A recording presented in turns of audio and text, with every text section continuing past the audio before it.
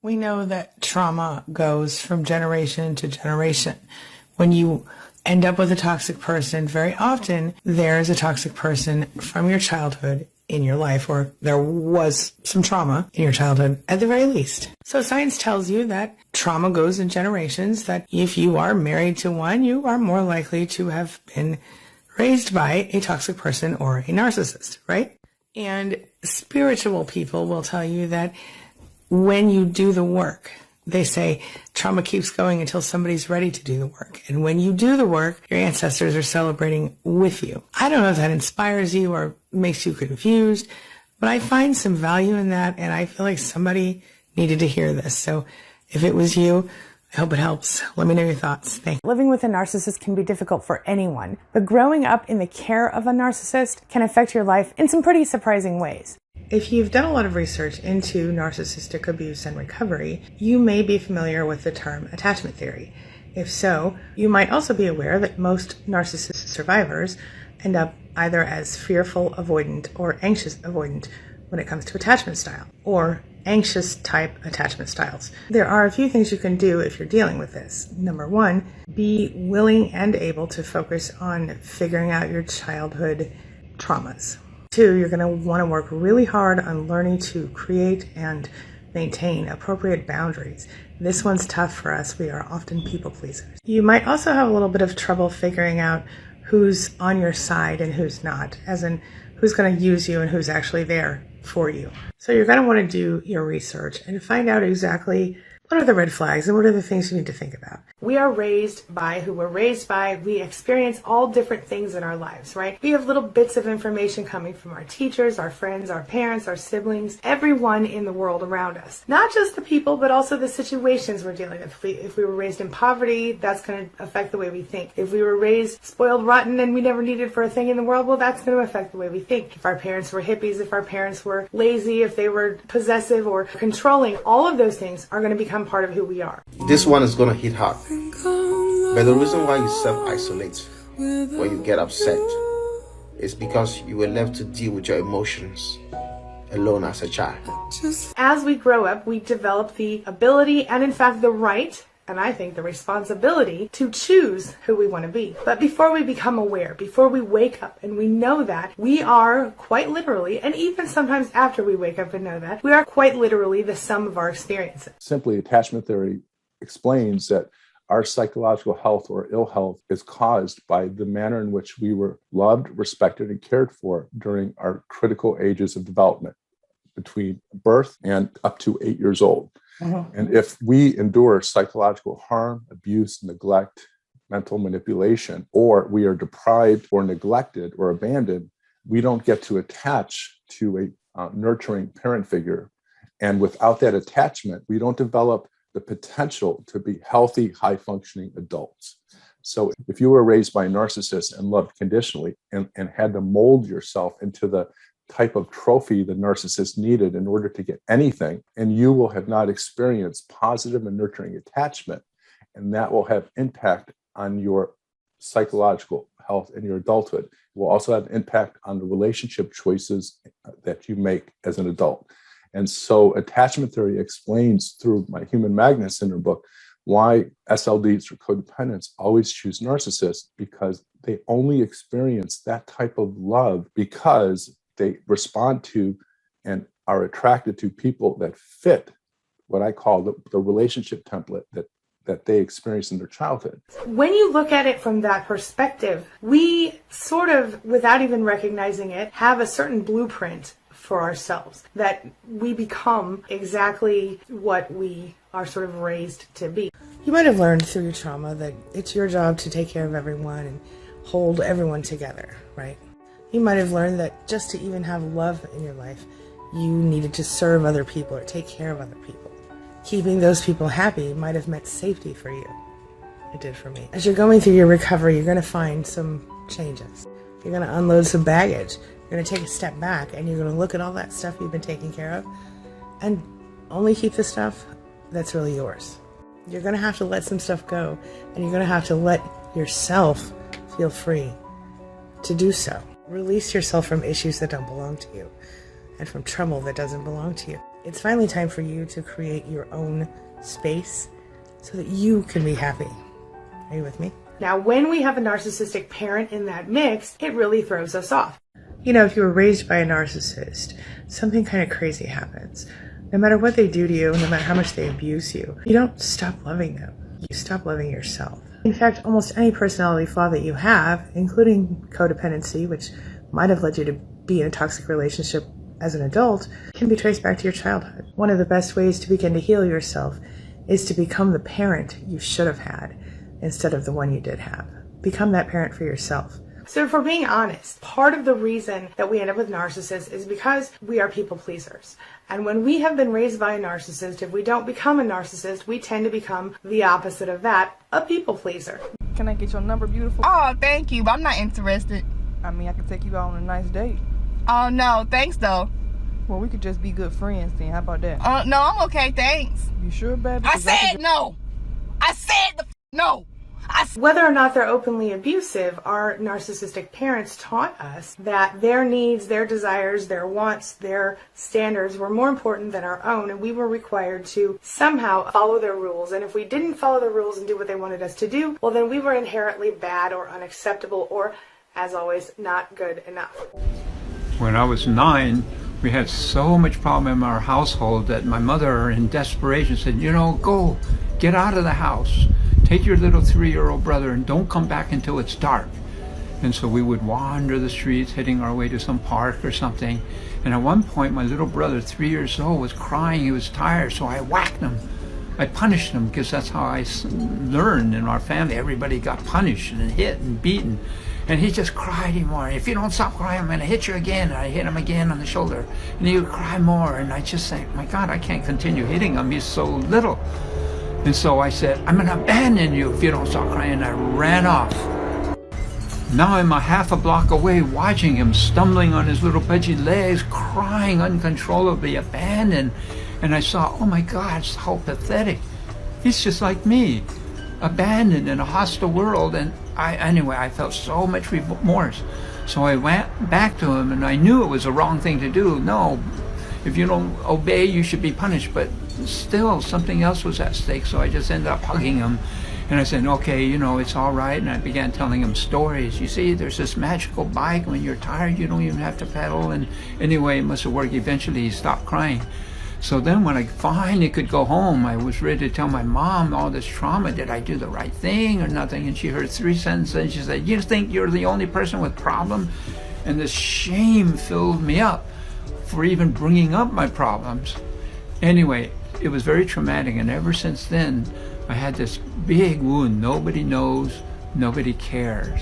And now to this day, one reason I do all these TikToks and videos and all my books is like, I know so many of people, many of you have suffered, and nobody has properly acknowledged it. So even though I can't fix it, I want to say, I know how you've suffered. I see you. And so let me just help you give a little rest.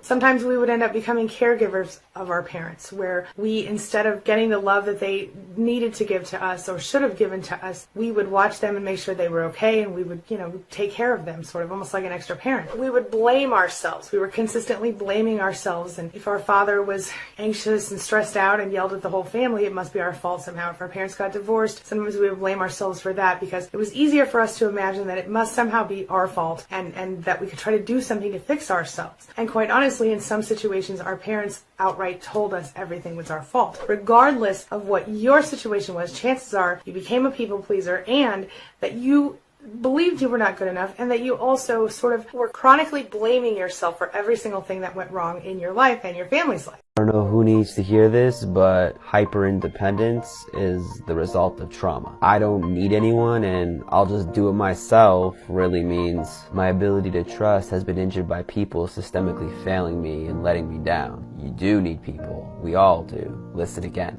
And in your desire to be loved as an individual person, you were also always trying to figure out exactly what you could do to make your parent love you. So maybe you thought, oh, if I was quieter, if I got better grades, if I took care of the dishes, if I did all the things I needed to do, if I did all the things that this person wants me to do, maybe I'll be good enough. Maybe they'll finally love me. And when that never happened, you just were persistently looking for love. Quick public service announcement. Never trust someone who defends an abuser. And whether you admitted it to yourself or not, it was a thing. As survivors of this type of abuse, we very often blame ourselves for everything that has gone wrong in our lives, and we look for ways to make ourselves better, which in many ways seems to be the only thing that makes sense to us, because our parents teach us that they're perfect or that they're near infallible, or if they are fallible, then it's our fault somehow. And maybe it just has more to do with the fact that we need to maintain hope. We need to believe that things are going to get better, and so if we can stay focused on how we can fix ourselves or what we could be doing better, maybe it's a little bit of how we survive. With that being said, I think it's important to talk about one more major quality that happens to kids who are raised by narcissists, and that is insecure attachment. If a child who was brought up by a pathological narcissist and who did not attach in a way that would be healthy is going to find the narcissist as familiar and paradoxically safe, because they know and have experienced their whole life living with that person, and they know what to do. Attachment is defined as a deep and enduring emotional bond that connects one person to another person. Attachment theory basically helps us to understand our relationships and how our relationships with our mothers could affect us and our lifelong development, and even our relationships with others in really profound ways. In psychology, attachment theory, as we know it today, was first originated in 1958 when psychiatrist John Bowlby recognized the importance of a child's relationship with their mother. It turns out he realized that our emotional, social, and cognitive development are directly affected by our attachment to our mothers. Now, along with fellow researcher James Robertson, Bowlby found that children who were separated from their mothers would experience extreme distress. This would lead them to anxiety, and they assumed that this might have been related to the idea that their mothers fed and cared for them. But then they noticed that the separation anxiety would not diminish even when the kids were fed and cared for by other caregivers. Now, before this, the reason they thought this was because other researchers had sort of underestimated the bond between the child and the mother and assumed that the feeding of the infant was the thing that bonded the mother and the child. Well, Bowlby was the first to propose that attachment might be an evolutionary thing, as in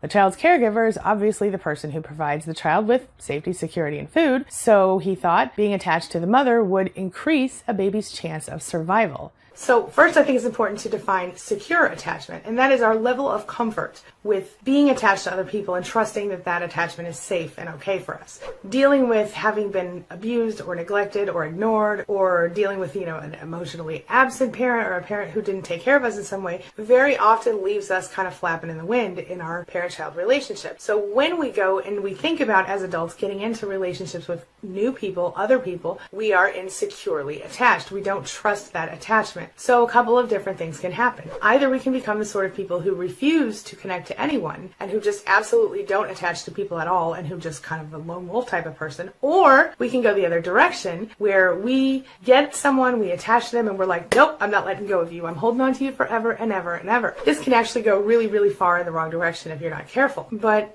one of those two things is happening. Either we're going to become avoidant of any sort of personal emotional connection. We're going to refuse to attach. That's called avoidant attachment. Or we're going to be so excessively upset, nervous, anxious about it that we're going to do the anxious attachment thing, where we're going to just constantly be chasing love, chasing love, chasing love. One of my favorite movies was called Practical Magic. And these two sisters, they lost their parents, okay?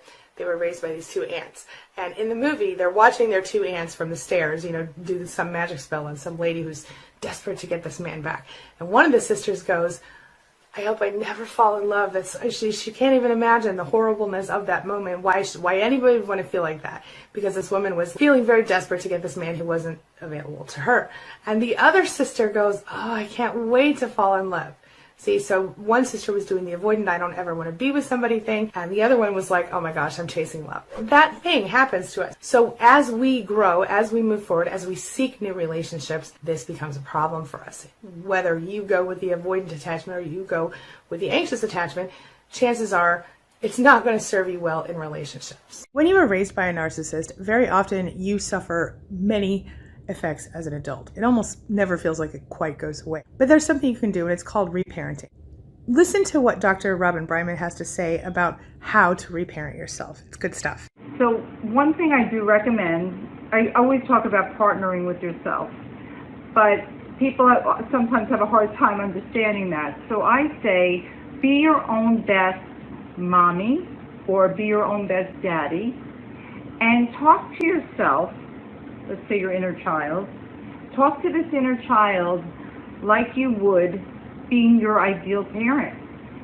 Be kind, supportive, calm, and help yourself cope, right? And take your mommy and daddy with you wherever you go.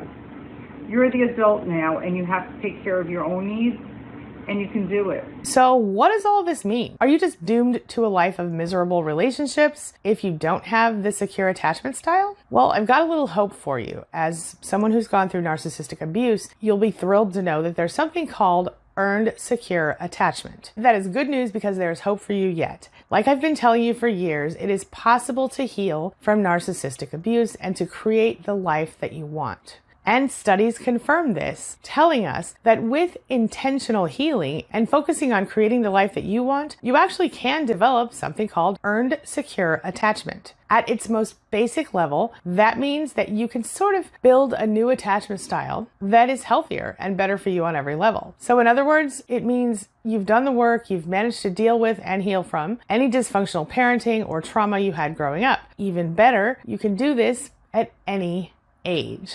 Yeah, it's about taking the time to understand sort of where you came from and working to rewrite your story in the process. I think you can kind of see where this is going, right? So if you want to change your life, if you want to stop feeling like you're dependent or like you're not good enough, you have to start with self-love. One of the most important things we must remember on every single level is, regardless of how you grew up, regardless of what your parents told you, regardless of what the narcissist told you, regardless of any of that stuff, here is the big important thing I need you to hear from today. You define yourself, and it's time for you to know that. It took me a long time to learn that I could define myself. It took me a long time to recognize that not only was I good enough, not only was I smart enough, pretty enough, whatever enough, but I could choose to be whoever I wanted to be. It didn't matter if it wasn't acceptable to a narcissist. It didn't matter if my mother thought it was a bad idea or my brother thought it was a bad idea or anyone else in my life thought it was a bad idea. Only mattered that it made me happy and that it wasn't hurting anyone else in the world. You know, it's all about finding what works for you, what feels good to you, and what makes your soul feel alive, what makes your heart sing, the thing that gets you going in the morning, or that could if you found that thing. It's all about loving yourself. Ultimately, it's all about loving yourself, and I didn't even really know what that was until I managed to do it. So I want you to start today, right now, by dropping all of that old junk, all of those old perceptions, those niggling voices in the back of your head that are telling you you're not good enough. That's not even you. That's somebody else's voice from the past echoing, all right? Let go of that stuff. Every time you hear yourself tell yourself, I'm not good enough, you know, all of that, I'm not good enough, I'm not smart enough, I'm not handsome enough, pretty enough, whatever, say no, that's not true. Psst, out. Get out, and focus on what you really do want. Focus on what you deserve. Focus on loving yourself and treating yourself in the same way that you would treat someone you love. Your child, your niece, your nephew, the kid you mentored in high school, whatever. Whoever you would be kind to, treat yourself just like that. If you can imagine your child coming to you, let's say if you had a child, and your child saying to you, hey mom or dad, this is exactly what I'm going through, and they explain to you exactly what you're dealing with in this moment, what would you advise them? Let's say you're going through a relationship with a narcissist and they're mentally, verbally, and otherwise abusing you. What would you say if your child came to you and said, hey, I'm being treated this way by this person who I love? What would you say to your child? Would you tell them, oh, just stick it out and stay, you're not worth it? Of course not. You would tell them to get their stuff together and get out of there and do what they need to do because they deserve better. Listen, you deserve better too. Please don't forget, you deserve better. I found a new technique. It's similar to ones I've shared before, but different. And I kind of like it. I thought you'd like it too. Give it a try. So first, you're going to notice 3 things that you see around you. Then you're going to stop and listen. And you're going to listen for 3 sounds you hear around you. Just now I heard a cat meow. I heard that I need to change my smoke detector. And I hear my air conditioner blowing outside. I'm in the moment. Finally, you're going to move 3 parts of your body. So right now I'm going to move 3 things on my face. I'm moving my mouth right now. Then I'm going to watch my nose. Can you do that? Also my eyes. Okay, so I've moved 3 body parts. Now you can also move your legs, your feet, your arms, whatever, but I think it's great. It's a great pattern interrupt and a great way to kind of get yourself back in the moment and then take the time to shift your mood. So the next time you're feeling stressed out, or you're feeling like you're not really in your head, you're not really here, or you're just about to lose your mind and you need to stop the pattern, try this. Thoughts, feelings, ideas, more pattern interrupts you want to share? Let me know. Now it's time for the question of the day. And the question of the day is, If you found yourself with a narcissist, did you recognize that you were with a narcissist first, and then recognize that your parents were also narcissists? Or if you were raised by a narcissist, did you end up with a narcissist? Or how did it all happen for you? share your thoughts, share your ideas, and share your experiences in the comment section below, and let's talk about it. As always, thank you so much for being a part of my day and a part of my life. And hey, thanks for letting me be a part of yours. It really does mean a lot to me. Now, before I go, make sure you take a look at the videos I'm going to leave for you right there and right there. And while you're at it, hit the subscribe button right there so we can stay connected and continue on this healing journey together. I'll see you soon.